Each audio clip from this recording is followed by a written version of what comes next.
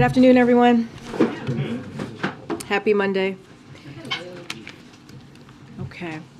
So I think many of us would agree that parents should not have to pay extra to sit next to their child on a flight. It's just common sense.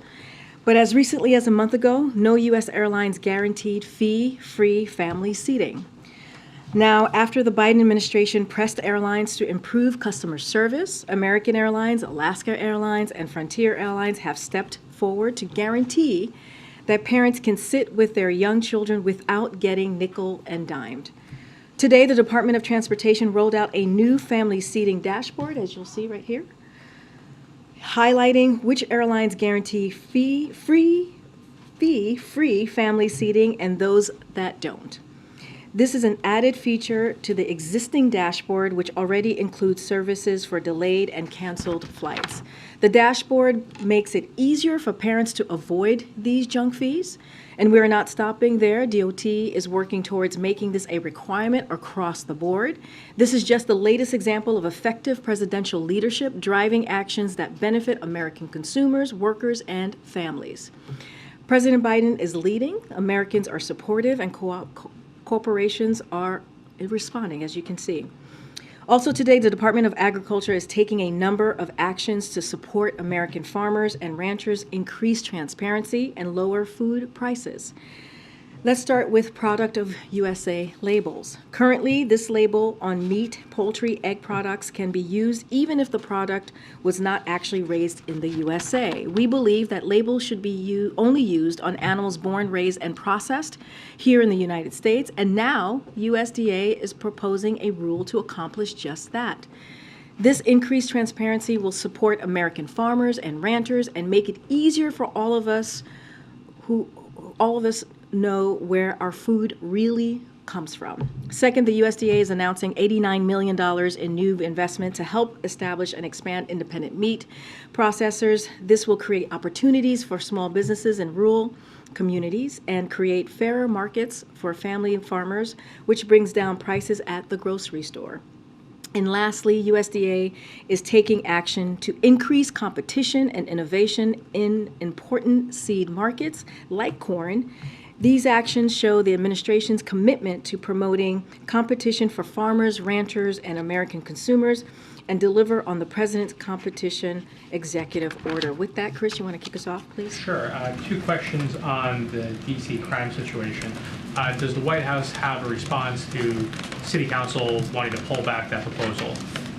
So as you all know, we litigated this about 2 days last week right here in this very room.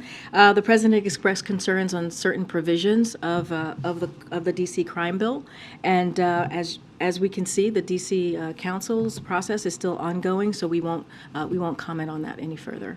So also when we were discussing this last week, you cited Mayor Bowser's opposition to the crime proposal, but she also says that the override is an indignity and that Congress is meddling in its affairs. Why didn't the president or the White House give her a heads up that the president wanted to sign this override legislation? She also said that she understands why the president made this decision. So but let me get into it.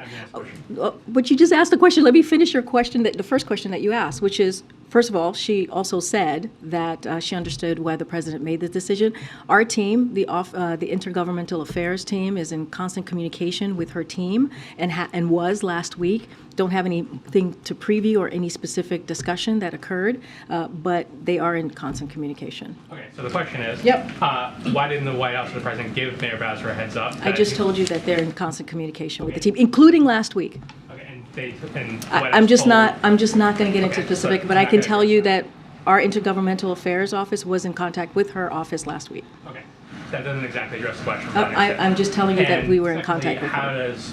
Why, if the White House cites Mayor Bowser's opposition to the bill, why do they want to do something that she considers an indignity to her city? Say that again. If the White House is going to cite Mayor Bowser's opposition to the crime bill to say why the president should sign the override legislation, why does the White House want to do something that the mayor considers an indignity to the city? That's but she also did not approve of the piece of the legislation as well.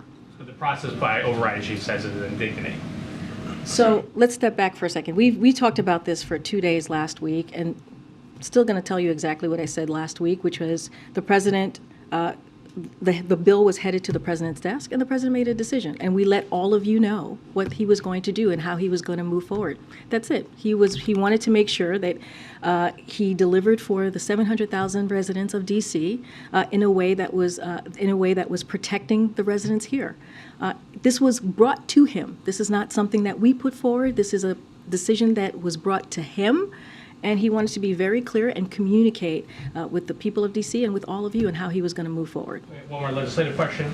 There's a resolution going forward allowing that would bar retirement plans from offering ESG considerations. The president says or the White House says he's going to veto that. Do you have any plans for that veto? I don't have anything to share on that. I believe we have not received the bill yet, so just don't have any timeline on the ESG bill at this time. All right. Thank you. A couple questions about East Palestine, Ohio. Norfolk Southern, they announced a set of new initiatives they claim will enhance safety, a new power mechanism to help with braking and acceleration, additional devices that can monitor hot bearings. Is the White House satisfied with these reforms? Look, what we're trying to do, and we've been very clear, the EPA administrator has been very clear, Secretary Buttigieg has been very clear. What we're doing is to make sure that the community in East Palestine is made whole again, and we're going to hold Norfolk Suffolk Company accountable. They made this mess, and they need to clean up this mess. We are pleased by the bipartisanship that we're currently seeing in Congress to put forward some true common sense safety measures. That is something that we want to continue to move forward. As far as it relates to the company, we are going to do everything that we can to hold them accountable. As you know, we set up a fund to support the families and to support the community getting back economically on their feet in the future. So that is going to be our focus, and that's how we're going to move forward. You say you want to hold them accountable. Norfolk Southern, they're responsible now for 4 train derailments in less than 5 months. Is the administration comfortable with them taking the lead on self-regulation? So look, it's notable and unacceptable. That's what we've been very clear about that. That is why the ETSB is doing an investigation that is currently happening. That is something that occurred with the first derailment. We saw within hours Secretary Buttigieg go into action and respond by making sure that the investigation started. The same thing on Saturday.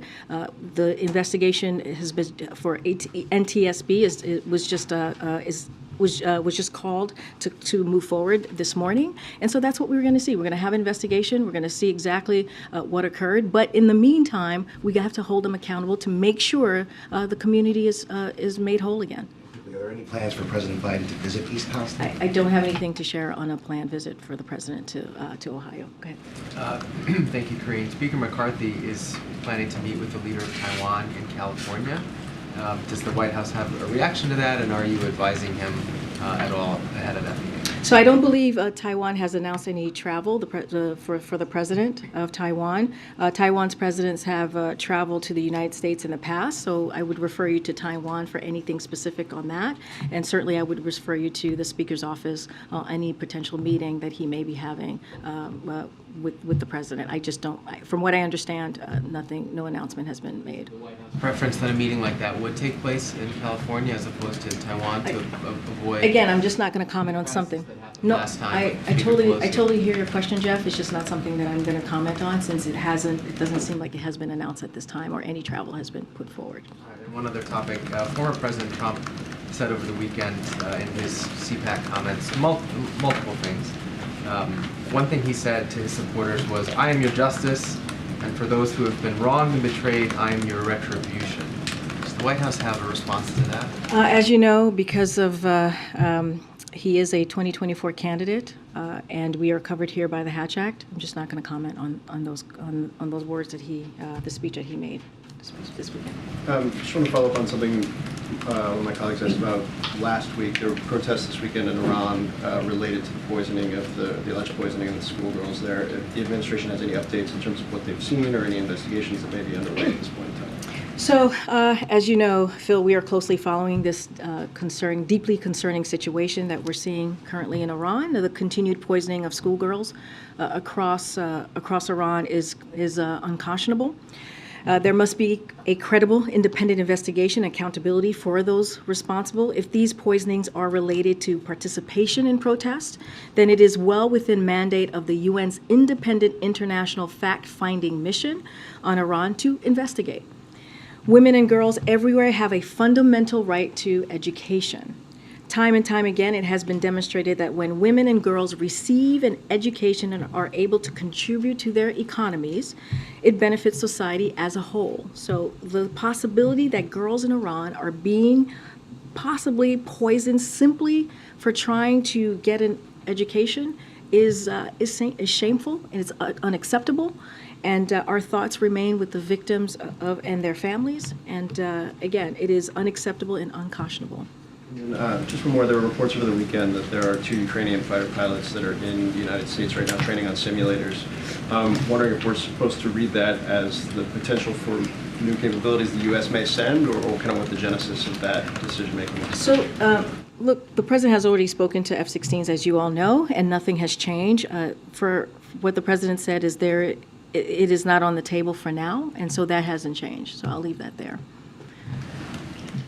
Can you speak to the incident involving 4 U.S. citizens in Mexico who have come under gunfire and have been kidnapped, and how the administration may be able to get information out of Mexico, or what the status of that is right now? So I have a statement here that I want to read out to all of you. We are closely following the assault and kidnapping of 4 U.S. citizens in Matamoros, Mexico.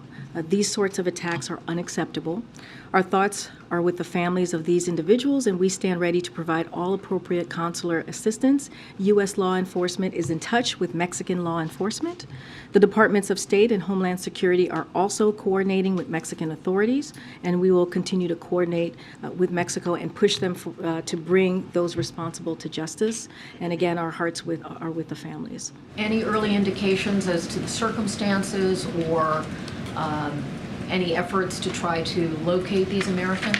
Don't have anything to share outside of what I just laid out. Clearly, we want to be really careful here. There are privacy concerns, and so I don't want to share too much about the information on how we're moving forward, or even the individuals. We just want to be really mindful on that. But clearly, we're on top of this. Thanks, Karine. Does the president have a meeting scheduled yet for him to sit down with Speaker Kevin McCarthy about budget or the debt? So right now, we don't have a meeting to preview or scheduled right now at this time. I've said this before. Our teams, their team, and our team have been in constant communication since the first time that they met. Just don't have anything to preview. As you know, the president's going to be putting forward his budget on March 9th, and we have called on Republicans in the House to do the same, to be transparent, to lay out exactly what it is that how they want to move forward with the fiscal year. One of the things that we have heard from them is how they want to continue or want to cut Social Security, Medicare, Medicaid, and ACA. And so we want to see what is it that they want to do. How do they see moving forward in a fiscally responsible way? As we know, the president has been very clear. He's going to continue to fight for Social Security. He's going to continue to fight for Medicare, Medicaid, and ACA. Again, we want to see, we're going to put our budget forward. We want to see what they're going to do. But no timeline on when that Don't have sit-down a might take place? No. Could it happen this week? For this week, we don't have anything right now scheduled at this time. And originally, the Treasury Secretary said that she could keep extraordinary measures going through June. Then the CBO later said actually it might be July through September. When does the White House believe that things get critical as it relates to the U.S. debt? We basically follow what the Department of Treasury said. The Secretary said through June, and that's the timeline that we're looking at. We're reporting today that the manufacturing sector is showing signs of weakness. Obviously, manufacturing jobs are a priority for your administration. Are you concerned at all that momentum is slipping there, that could be to do with higher interest rates? Look, we're going to continue to make sure that we deliver on the president's economic policy, economic plan. And having more than 700,000 jobs that have been created under this president shows that commitment and shows how the present economic policy is working. Look, that's why this CHIPS and Science Act is so important. And you have heard over and over from these different manufacturers who are coming back to the U.S., who are building these manufacturers, creating jobs. And so we're going to continue to work closely with them and make that a priority. That doesn't stop. I don't have any concerns right now to share with you, but we are, again, close to 800,000 jobs have been created under this administration, manufacturing jobs, and that is a commitment that this president has had to make sure that we're bringing manufacturers back to the U.S. And you said last week you check on the license plate on the Beast, whether it says that's taxation without representation. Oh my gosh! Any update on that? My homework is not on par today. We have checked in, just haven't gotten an answer on that just yet, and so we are diving in and trying to get an answer to all of you. Go ahead, Steve. Staying on local matters, the DC Council Chair said today that he thought he had the power to rescind the sending of the bill to the Senate for its review. Was there any communication between the White House and Council Chairman Mendelson's office prior to his press conference? So our team was made aware earlier this morning. As you know, when it comes to how the Senate, the mechanics of the Senate move forward, that's something for the Senate. I encourage you to ask them and how that will work and how that will move forward. But yes, we were given a heads up this morning. The Senate intends to move forward with its vote on the resolution to disapproval. The president still intends to sign it. Is that right? If look again, we've made ourselves very clear. If the bill comes to the president's desk, he will sign it. One other question on this. I don't think you've been asked this directly before, but last week you said that the president viewed what the D.C. Council did as unacceptable. You specifically talked about how the bill would reduce penalties for armed carjacking, and you even mentioned sexual assault. So the question is why the president would still support D.C. statehood if the council is going to pass bills that the president finds unacceptable. Why would the president empower the council to have the power of a state legislature that he couldn't check? Because he believes, and he has for some time now, that D.C. should be a 51 state. They should have a statehood. Again, the reason why the president, we responded to this and answered the question of if he was going to sign it or not is because it was coming to his desk, as we know from last week. And so the president communicated that, we communicated that, but it doesn't change that he encourages Congress to pass a bill that makes D.C. a state, and he will sign it. He believes that cities and states should be able to govern for themselves. Last one in this. Advocates of D.C. statehood say that what has happened here in this episode is that the effort has been set back significantly. That essentially what the president has done is he's given juice to opponents of statehood, and statehood opponents say that this episode has proven them right, that the D.C. government should not be self-governing without Congress's involvement. Well, we disagree, right? We believe D.C. should be a statehood. I mean, we've been very clear. The president has been very clear. Again, D.C. is not a state. It's not a city. The reason why this bill was coming before the president is because that is the case, right? It's not a state. It's not a city. So doesn't mean that it stops our support for their statehood. Doesn't mean that the president has changed his mind on that. We still support that and want to see that happen. And we're going to continue to encourage Congress to move in that way. There's a bank that's having some issues right now called Silvergate. I'm wondering if you guys are monitoring that. On Friday, they shut its crypto-focused payments network, Silvergate Capital. And they said in a filing last week that they may have to evaluate their viability after $1 billion lost in the fourth quarter. Is there anything the administration is doing to monitor that or stepping in, that sort of thing? So we are aware of the situation and monitoring the reports. Won't comment on Silvergate specifically, but it is obviously only the latest company in the cryptocurrency field to experience significant issues. In recent weeks, banking regulators have released guidelines on how banks should protect themselves from risks associated with crypto.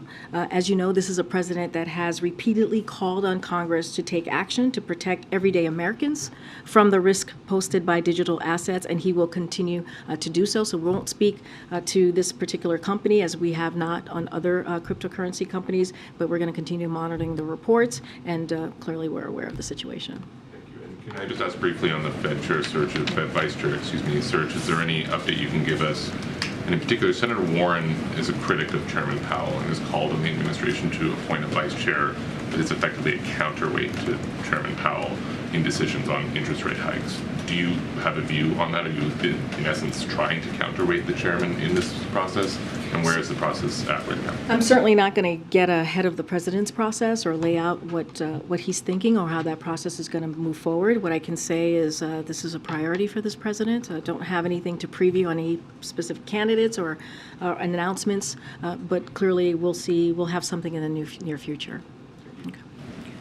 I wondered, Karine, if you could comment on some efforts in Republican states like Florida and Texas where they're cracking down on undocumented immigrants. In the Florida legislature, there's a proposed bill that looks at requiring private companies to do more to check the immigration status of their employees. In Texas, there are lawmakers considering a bill that would deny undocumented children access to public education. Does the White House have any comment on these efforts? So I haven't seen these bills. What I can say is, and as you know, on the first day of this president's presidency in his tenure, first day of his tenure, he said very, very clearly that he took immigration reform very seriously, and he showed that by action, by putting forward a piece of legislation that was comprehensive, that dealt with the immigration issue that we have seen in this country for some time in a real way. And he asked Congress to take action as well.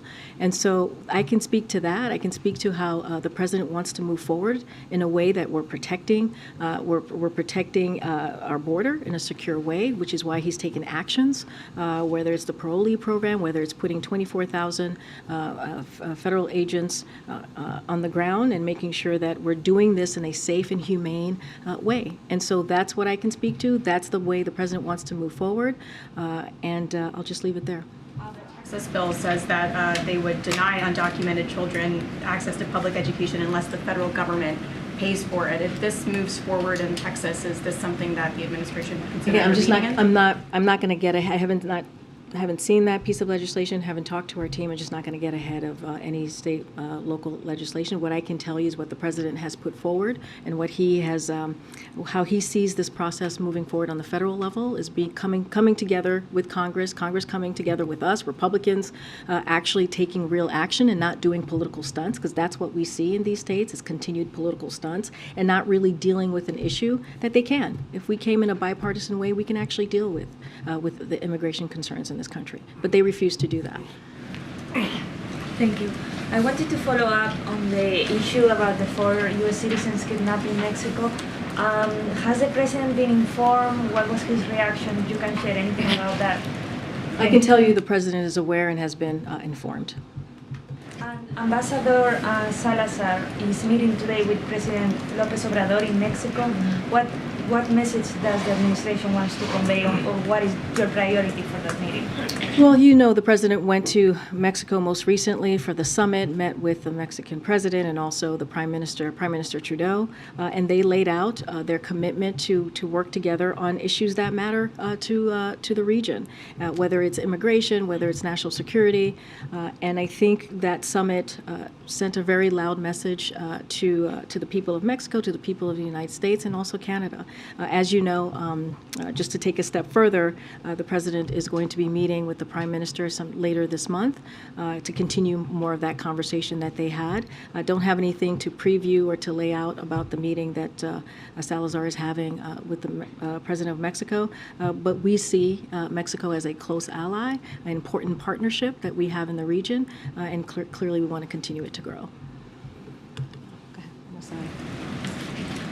Thanks. Looking ahead to next month, April is the end of continuous enrollment for Medicaid. How concerned is the White House about these millions of Americans that could lose health insurance? Well, that is something that is a concern to the White House, which is why we have continued to work to make sure that health care is affordable for Americans. You've seen us do that with Inflation Reduction Act. You've seen us do that with other policies coming out of the administration.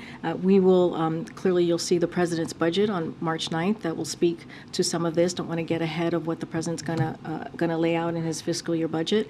So I'll just leave it there. The president has said that his plan on the budget would reduce the deficit by $2 trillion over the next decade. How did the administration land on that number of $2 trillion? And then does that mean that the president does believe the current path of growth in the national debt is hurting the economy? trying to gauge his concern level around the growth of debt, given that we've heard about that $2 trillion number. So what I'll say is the president understands his fiscal responsibility. He understands how important it is to lower the deficit, which is why he was able to do that the first 2 years by $2.7 trillion. And so by him saying that he's going to do that by $1 trillion over the next 10 years continues to show that commitment.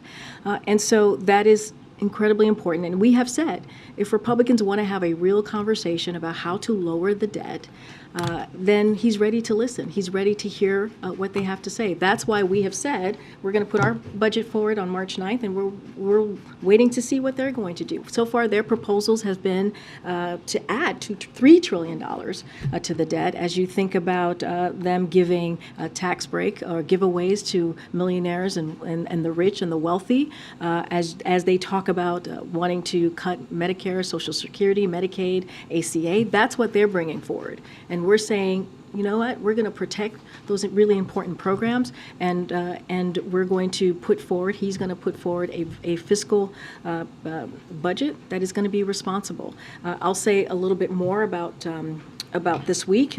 As you know, he's going to deliver remarks in Pennsylvania, and he's going to show his plans to invest in America, continue lowering costs for families, protect and strengthen Social Security, Medicare, reduce the deficit, and more, as you just asked that question.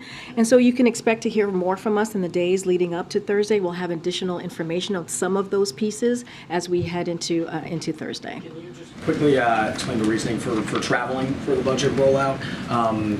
Going to Pennsylvania for this, obviously that's an important state when it comes to forthcoming election.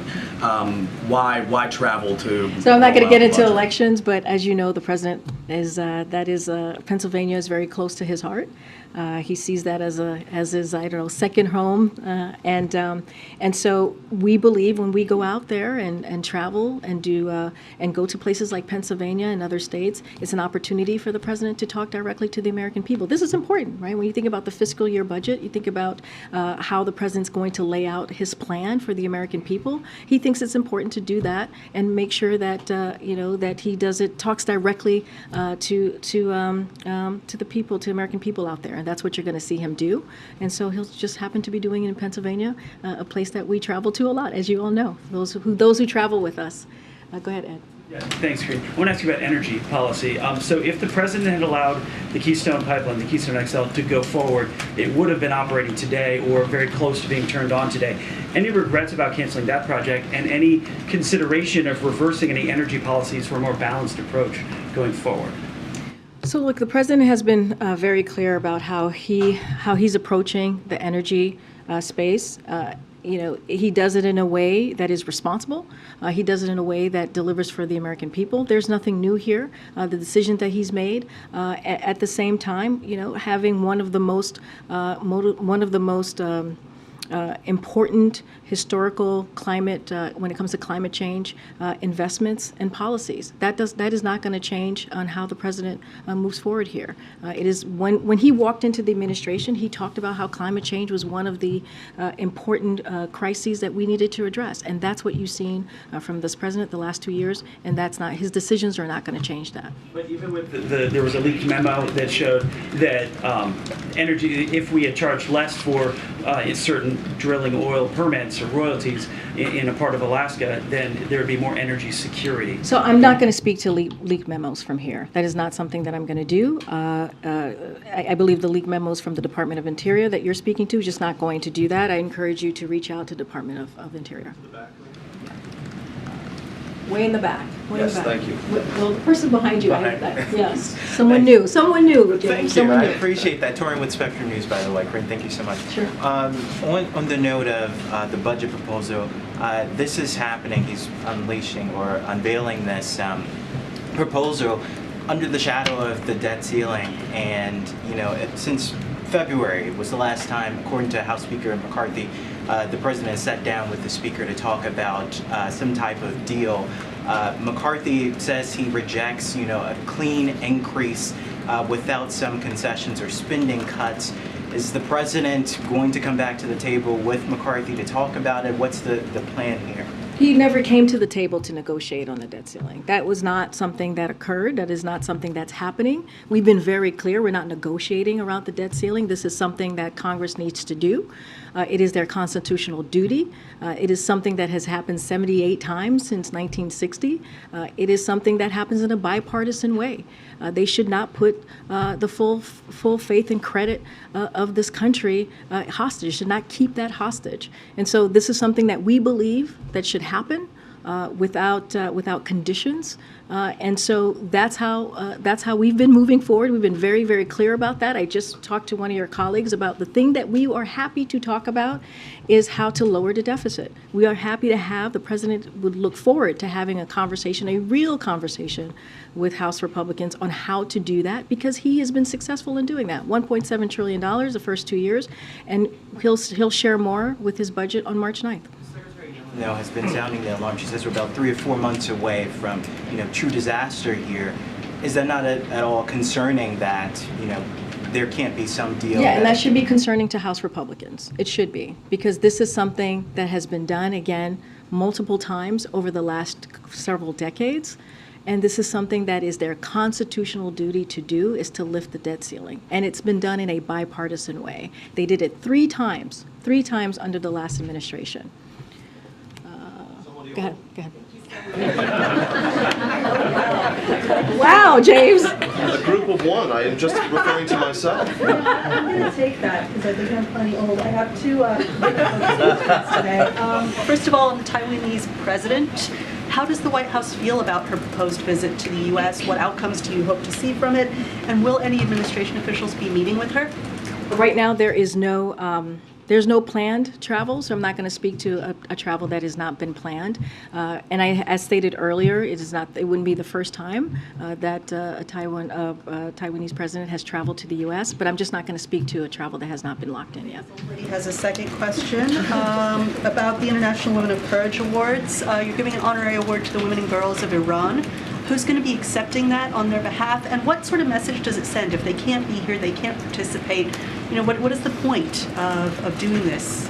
Well, we think it's incredibly important to do this. First of all, one of the reasons that we're doing it here at the White House is we wanted to bring those stories of these incredible women to the White House, to a bigger stage, right? To the biggest stage that we could. And we're doing it right here at the White House, which we think is incredibly important for women around the world, but also women here and young girls here to hear the stories of these incredible individuals.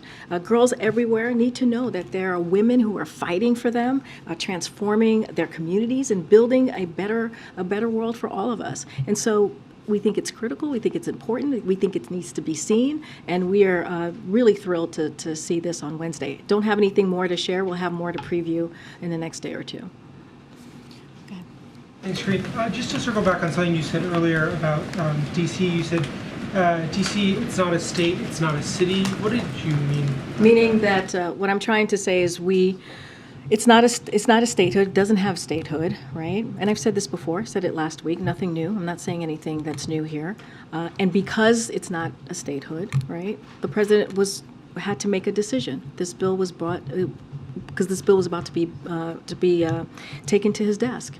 And that's the only reason this is happening. And so, again, the president's going to continue to support D.C. statehood so that we can see it govern for itself. That's what he believes. He believes that cities and states across the country should be able to govern on its own. Can you just give us, I know this was a decision made last week, but obviously affects hundreds of thousands of people here in the district. 700,000 people, yeah. What was was there a policy process around this decision? When did the president know about it? Did he speak with the mayor himself? Were there any sort of conversations, or how did he come to this decision? So I don't have a timeline to lay out for you on the process and how it occurred. I don't have a conversation to preview for you with the mayor. As I mentioned before, our offices here, not just the Intergovernmental Affairs, but other White House offices are in regular touch with the mayor and her office and her staff, but just don't have anything to lay out. But look, the president knew he had to make a decision. He had conversations with his team, and he made that decision. Get in the back. Following up on that, there's another DC DC Council disapproval resolution that is pending related to non-citizens voting in local elections. Is there an update on the president's position, something more definitive on whether he would sign that bill? So I can tell you, and I was asked this last week, the president does not support allowing non-citizens to vote in federal elections. That we've been clear about that from here. As it relates to that particular vote or that particular bill, I don't have any updates from here to share with you on that, and we'll update you as soon as if we have anything, if that changes. Thank you. I have a question about the Willow Project in Alaska. What's more important to President Biden, improving energy security or reducing fossil fuels? So, first of all, it doesn't have to be one or the other, right? Well, we can try to be in both. 2019, I guarantee you we're going to end fossil fuel. So this project would just be dead, right? So here's what I can say about that. The president did meet with the Alaska delegation last week at the White House. He always appreciates me speaking and meeting with the full delegation, understand what their concerns are. So I'll leave it there. And when it comes to that specific decision, that's something that the Secretary of Interior is going to make. So I'm not going to get ahead of where she's going to be. But the president has met with the delegation, and I'm just going to leave it there. Okay, and another subject. How worried should Americans be about China spying on them here at home? And what do you mean specifically, Peter? Well, there were the Chinese spy balloons, and now there are these Chinese spy cranes. The Wall Street Journal is comparing them to Trojan horses in use at 80% of U.S. ports. So let me first say that what the American people could be assured of is that this president is going to protect them and making sure that we put our national security first when it comes to anything that they feel could threaten that. And the president has shown that. He's shown that over and over again. So on the cranes, don't have any comment on that specific reporting. I would refer you to the Department of Transportation and the Department of Defense, who've been tasked with Congress to study this particular issue. The National Security Council, in close coordination with the Department of Homeland Security and Department of Defense, Coast Guard, and members of the intelligence community, have been actively working to address potential cyber vulnerabilities across the marine transportation system. This includes enhanced coordination across the federal government and engagement with key stakeholders in the maritime industry. And just last month, the administration issued a worldwide maritime port vulnerabilities advisory underscoring the potential threats posed by foreign manufactured port equipment. So again, this is something that the president takes very seriously, and will always take action to make sure we protect our national security. And if this is a Department of Transportation lead, does Secretary Buttigieg have experience with It's not just the Department of Transportation, it's also the Department of Defense. Okay. Thanks, Karine. Has the president had a chance to look at the Parents' Bill of Rights bill that's being proposed by some House Republicans? I can't speak to what the president has reviewed or not reviewed at this time. Okay, all right, go ahead. Last week, the Department of Justice acknowledged that in 2020, they had used, the FBI had used 702 authorities to illegally spy on a member of Congress. Can you tell us who that member of Congress was? Has that member of Congress been briefed by the White House? I would refer you to Department of Justice, just not going to speak to that from here. Go ahead. Thanks, Karine. On the budget that's coming out later this week, you've referred to it as fiscal year budget, which it is. It has also been talked about in the last couple months as it relates to the debt ceiling. And we've heard the president in the recent months as well talk about the need to finish the job. He talked about it at the State of the Union, mentioned that phrase today. Should we view the budget that's coming out, I know you won't get into specifics, but in terms of this fiscal year document, in terms of needing to take on the debt ceiling, or in terms of something much bigger than that, a job that the president wants to finish in the upcoming So when he talks about finishing the job, he talks about looking at the first 2 years of his administration and what he's been able to accomplish. You hear the president speak to how he has built an economy or wants to continue to build an economy from the bottom up, middle out. You think about the historic pieces of legislation that he's been able to get done. We were talking about, someone just asked me about the manufacturing jobs. Almost 800 manufacturing jobs have been created under this president. That's because of his policies. You think about the Inflation Reduction Act, which lowers costs on healthcare, lowers costs on energy. It's going to change many people's lives. If you think about insulin and capping that at $35 for our seniors. All of those things are incredibly really important, and he wants to build on that. But then if you move forward and you fast forward and you look at just November and what happened during the midterms, the American people were very clear. They want us to come together and continue to deliver for them. They want us to continue to fight for their freedoms. They want us to continue to make sure that we lower cost. And so that's what the president is talking about. He's asking and saying to Congress, come work with us, Republicans. Why don't we come together and work in a bipartisan way so we can finish the job? And that was the message that the president said in front of Congress at the State of the Union, to finish what he started that has been historical and that is going to be transformational for families across the country. Secondly, a month ago on February 6th, I'd asked you about TikTok, whether it was a national security risk, and you had noted that there was an ongoing CFIUS review at the time. Just last week, there was some conversation about this as well, and you said that it is a, quote, or you talked about the, quote, potential national security risk. So is CFIUS, just if you could clarify, does the White House believe that TikTok is a potential national security risk, or is that what CFIUS, when that process works itself through, will determine? So there's a CFIUS investigation, so we try not to dive in too much because there is a CFIUS process that's that's ongoing, and we want to let that process go forward. But we have been very clear on our concerns, like with apps like TikTok. I've said that before. You've heard us say that from here. We know certain countries, including China, seek to leverage digital technologies and Americans' data in ways that can present national security risks. And so that has been our statement. That is what we have said for the past several months. But again, it's under CFIUS. The committee is moving forward on looking into this, so we try not to get too far ahead of that. Go ahead. Thank you so much. On the budget, just following up on Zolan's question, by traveling to Philly, the president is obviously making a big thing out of this budget, but we know that many Americans find it difficult to really understand what he's doing with the economy. It's not very concrete, and a budget is, as you said, like big figures, trillions, billions, and maybe not relatable. So what's his strategy to make it a little more real for, the So, American not going to get ahead of what the president's going to say. He's going to give remarks. He'll lay that out in front of the American people on how he sees the fiscal year moving forward, how he sees the budget for the American people. He's going to be transparent. He's going to lay that out and be very specific. We've talked about how he wants to invest in America, right? He talks about how he's going to fight for Social Security, Medicare, Medicaid, ACA. Those are things that Americans understand very personally, especially if you think about these programs that they pay into. And so that is going to be very important for him to lay that out. But it's not just that. The president's going to be fiscally responsible. You all will see this. He'll communicate that directly with the American people. But we want to see, what are the House Republicans going to do? And we've been very clear about that, because what they want to do is the complete opposite of what the president's trying to do. We want to fight for programs that's important to taxpayers, important to our seniors, important to veterans, and they want to take that away. Think about Social Security again, Medicare. And so you'll hear directly from the American people, but from the president. But in the last couple of weeks, in the last several months, the president has laid that out. You heard it at the State of the Union. He's been very clear on what he believes in, on how he sees the economy growing, and how he's going to continue to fight for Americans.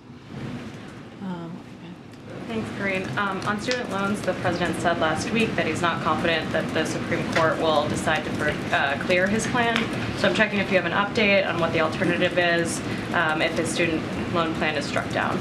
So look, he's also said we're confident in our legal authority, and I think that matters. And of course, we're not going to know where the Supreme Court is going to ultimately decide on what direction they're going to go. But what you saw from the SG last week was a very strong defense of the president's plan. And right now, the plan that we have before the Supreme Court is the plan that we have for the American people.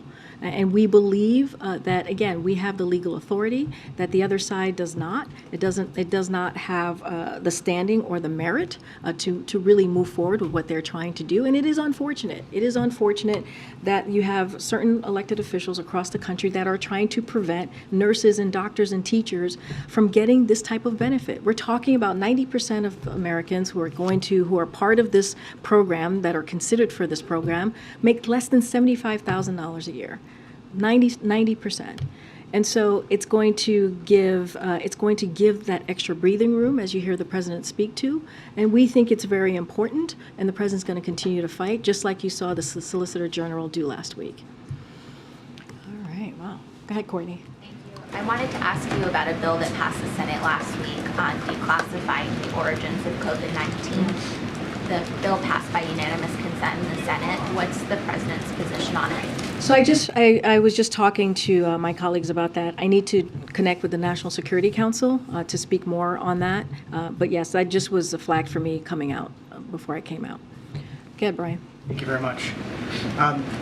King Charles is going to go through a coronation ceremony on May 6th. Foreign countries and foreign governments have been notified about that. Will the president attend? Will President Biden attend King Charles's coronation ceremony? So I don't have anything we don't have anything to announce at this time about a travel to the UK or a delegation at this time as well. But I can say that the United States will be represented at King Charles' coronation, and I expect that we'll have more information to share on that soon. If the president doesn't attend, should it be seen as a snub to the monarchy or a snub to King Charles? Not at all. Why not? There's going to be U.S. presentation. So just don't have anything to share at this time. Okay.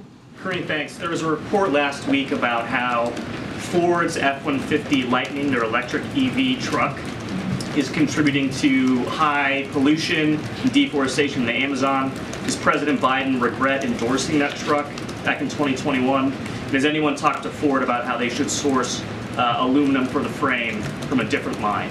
No, do not regret that, and don't have any conversation to read out at this time. Okay, real quick. Yep. I know you're probably going to say Hatch Act is restricting you in this, but is the president annoyed, frustrated with Marianne Williamson for jumping in the race ahead of him? Did he want a clear field to run against the Republican nominee in 2024? Just not tracking that. I mean, if I had a what is it called, a little globe here, crystal ball, then I can tell you. But I imagine 8-ball, whatever. If I can feel her aura, I just don't have any. I just don't have anything to share on that. Gosh, you guys are making me laugh now. Okay, in the back at the mask. Thank you.